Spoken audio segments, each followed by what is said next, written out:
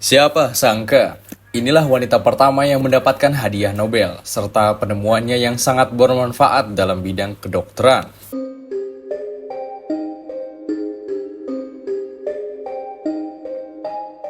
Siapa yang tidak mengenal Marie Curie? Sebuah nama yang begitu besar dan penuh makna dalam sejarah sains. Namun, mari kita lupakan sejenak gambaran seorang ilmuwan yang serius, berkutat dengan tabung uji di laboratorium. Mari kita mulai dari awal. Pada 7 November 1867, di Warsawa, Polandia.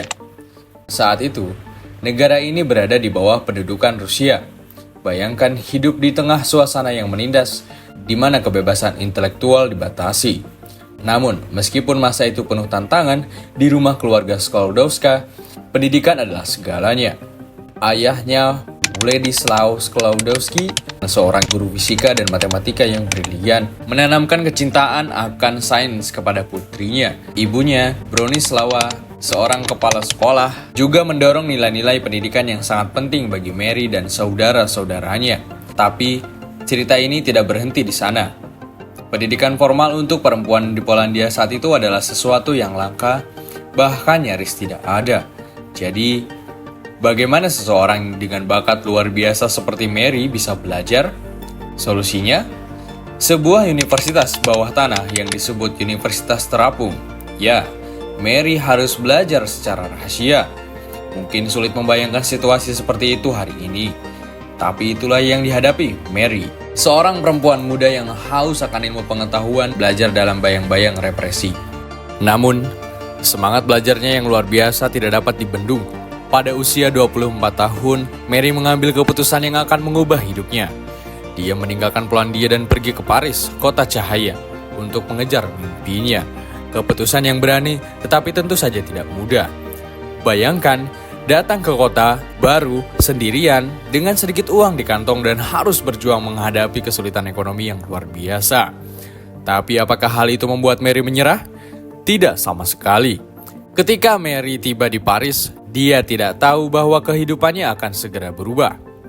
Tidak hanya dalam hal karir, tetapi juga dalam cinta. Pada tahun 1894, dia bertemu dengan Marie Curie, seorang fisikawan yang sudah cukup terkenal di Prancis. Dan ya, ini bukan hanya kisah tentang cinta pada pandangan pertama, tetapi juga tentang kemitraan yang luar biasa dalam dunia sains. Mereka menikah pada tahun 1895, dan bersama-sama mereka memulai perjalanan yang luar biasa dalam penemuan-penemuan sains. Perry dan Mary tidak hanya bekerja sama, mereka adalah partner sejati dalam semua aspek kehidupan. Mereka berbagi laboratorium, ide-ide, dan mimpi untuk mengeksplorasi sesuatu yang belum pernah dijelajahi sebelumnya. Ketika Mary memulai penelitian tentang sinar misterius yang ditemukan oleh Henry Becquerel, dia tidak menyadari bahwa ini akan membawa mereka berdua ke penemuan yang mengubah dunia. Mary menemukan bahwa bukan hanya uranium yang memancarkan radiasi, tetapi juga unsur lain seperti thorium. Dan dia adalah orang yang memberi nama fenomena ini radioaktivitas. Tapi pencapaian besar mereka belum selesai. Pada tahun 1898, pasangan ini menemukan dua elemen baru yang kemudian menjadi landasan besar dalam perkembangan ilmu fisika dan kedokteran.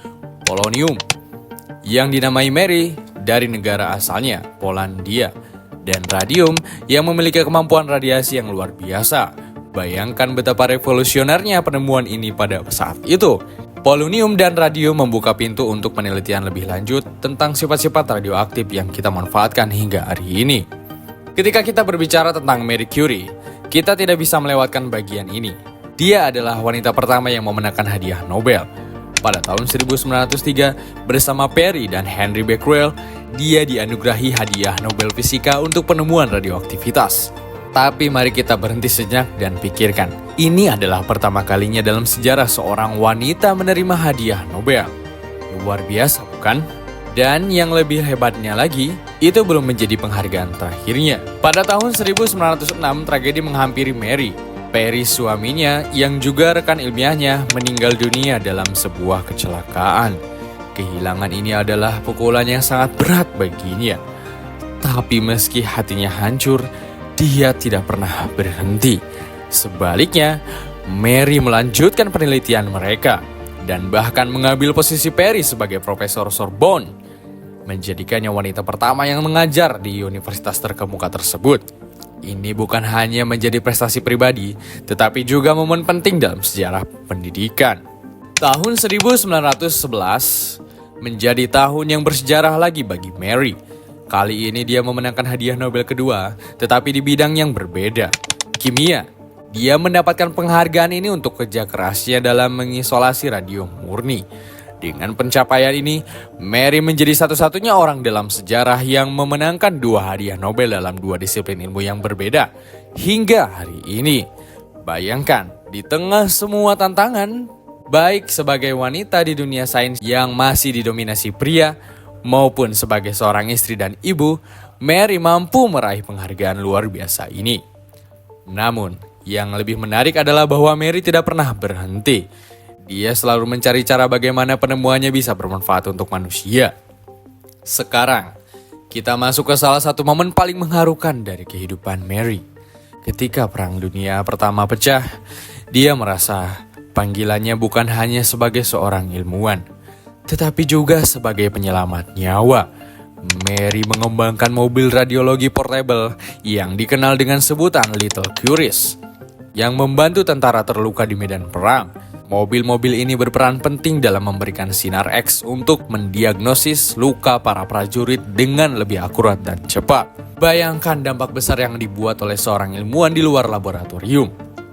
Ketika dunia sedang kacau balau, Mary tidak tinggal diam di menara gading penelitian.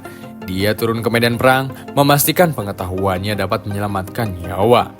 Sayangnya, Marie Curie membayar mahal untuk dedikasinya pada ilmu pengetahuan. Di masa itu, bahaya radiasi belum sepenuhnya dipahami. Mary sering bekerja tanpa perlindungan yang memadai, menyentuh bahan-bahan radioaktif langsung dengan tangan kosong. Paparan radiasi terus-menerus ini lambat laun merusak kesehatannya. Pada 4 Juli 1934, dia meninggal dunia akibat anemia aplastik, penyakit yang disebabkan oleh paparan radiasi dalam jangka panjang. Namun, bahkan dalam kematiannya Marie Curie meninggalkan warisan abadi. Penemuannya tentang radiasi membuka jalan bagi penggunaan terapi radiasi dalam pengobatan kanker. Salah satu terobosan terbesar dalam kedokteran modern. Radium, elemen yang dia temukan bersama Perry, menjadi kunci dalam pengembangan metode pengobatan baru yang menyelamatkan ribuan nyawa. Marie Curie bukan hanya seorang ilmuwan, dia adalah simbol keberanian, kegigihan, dan keinginan yang tak pernah padam untuk memahami dunia di sekitar kita. Dia adalah pionir, seorang wanita yang meskipun dunia mungkin menantangnya, tidak pernah berhenti mengejar ilmu pengetahuan. Dan warisan itu tidak berakhir pada penemuan ilmiah. Dia membuka jalan bagi generasi ilmuwan perempuan di seluruh dunia, menunjukkan bahwa gender tidak bisa membatasi ambisi dan pencapaian. Bayangkan, pada tahun 1995, Marie Curie menjadi wanita pertama yang dimakamkan di Pantheon, Paris, atas jasanya sendiri. Di sana, dia beristirahat di antara para pahlawan terbesar Prancis, tetapi warisannya hidup dalam setiap laboratorium, setiap penelitian medis, dan setiap langkah maju dalam pemahaman kita tentang alam semesta ini. Marie Curie bukan hanya seorang wanita dengan nama besar. Dia adalah bukti hidup bahwa dengan dedikasi, keberanian, dan semangat yang tak pernah padam, kita bisa mengubah dunia. Dan mungkin saat kita melihat langit malam yang penuh bintang, kita bisa mengingat bahwa di antara misteri kosmos yang luas, ada seseorang seperti Marie Curie dengan tangan yang penuh kerja keras, berhasil membuka salah satu tabir alam semesta, sebuah nama yang tidak akan pernah dilupakan.